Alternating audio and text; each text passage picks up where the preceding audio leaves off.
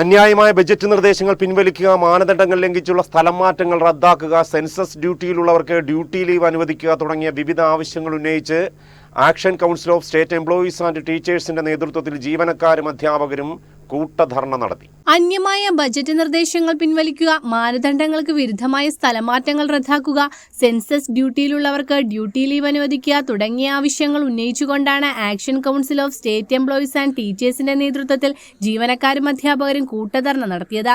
ആലപ്പുഴ ജില്ലാ കളക്ടറേറ്റിന് മുന്നിൽ നടന്ന കൂട്ടധർണ KGNA general secretary T. Subramanian ഉദ്ഘാടനം ചെയ്തു. ഒന്നാമത്തെ ബഡ്ജറ്റ് കഴിഞ്ഞു.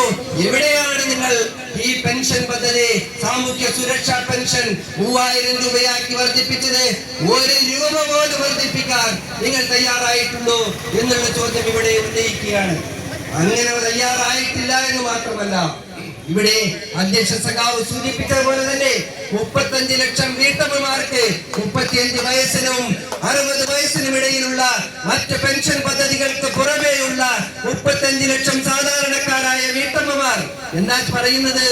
അവരെ വീട്ടില് പ്രത്യേകിച്ച് പണിയൊന്നുമില്ല എന്നാണ് പറയുന്നത്.